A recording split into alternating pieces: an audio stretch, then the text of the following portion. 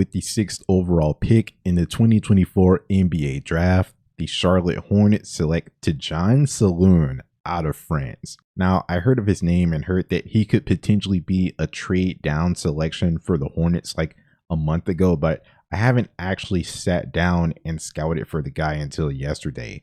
Actually, I haven't really scouted in depth or was excited for anyone in this draft for a few reasons that I'm going to talk about before I talk about Salaün. First off, I took a look at what this draft had, and for the direction that I thought the Hornets were going in, I saw nothing that would make them a playoff team immediately.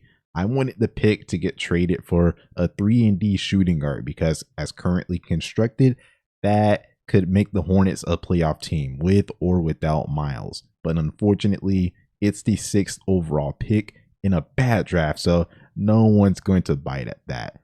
The last reason why I didn't want to make any draft videos is because I'm sick of this nonsense. I'm tired of draft season for the Hornets starting every year around that February, March time and having to take a step back and look at the college game that I don't like to look at and look at a team that I'm not even a fan of just to scout for a player that could potentially turn the Hornets around or maybe not. I'm just trying to say that I'm a Hornets fan, so I want to have my focus on the Hornets for the whole season rather than a college basketball player. So that's something that really needs to change. Now getting to Tidjane Salaün. The guy is 6'9" with a 7'2" wingspan, and in his most recent season, he averaged 9 points on 37, 33, 76 shooting splits. He has some small positives, but they're not really worth mentioning. All Salaün really has is the fact that he's 6'9" with a long wingspan, so there's definitely some defensive potential there that I like.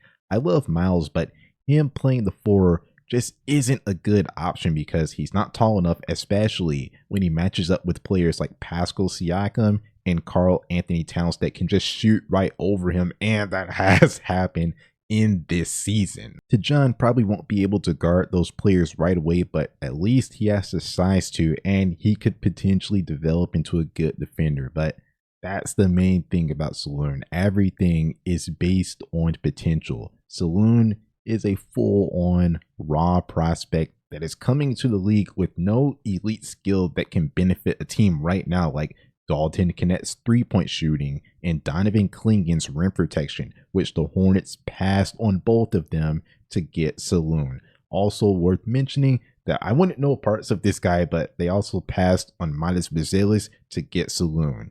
I have been warming up to the idea of Salaün, but the main thing to critique is that he's flat out not a number 6 overall pick, and there should have been some type of trade where the Hornets traded back and got assets. Now the Hornets are pretty much stuck with an expensive number 6 overall pick with no assets to go along with him.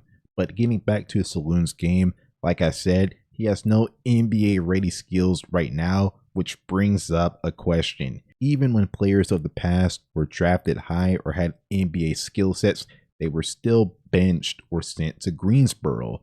This is a new regime, but I'm just wondering, where will Salaün play this season, or what will his role be? I've gotten frustrated in the past seeing the Hornets draft LaMelo at number 3 overall just to have him coming off the bench. Same with Brandon for the start of his rookie year when he was a number 2 overall selection. Also, in Mark's rookie year, he was in Greensboro a lot, and it took Mason Plumlee getting traded to secure his spot as the starting center, which I understand up Mason's trade value, but that shouldn't have even been a position that the Hornets were in if they were run competently. If they were a good organization, Mark starts from day one. The way that I see it, unless it's an anomaly championship situation, a lottery pick should never be coming off the bench or in the G League, at least to start. Your record was so bad that you earned a top pick in the draft. What you've done clearly isn't working, so the NBA is giving you a chance to change that. So there's that side of it for why Salaün should be a major player for the Hornets this season. But also, if Salaün were to start in the G League at such a high pick, then that would actually be more defensible than LaMelo, Brandon and Mark situation. On one hand, I want Salaun to get thrown into the fire, especially since it looks like it's going to be a development year anyways, and wins and losses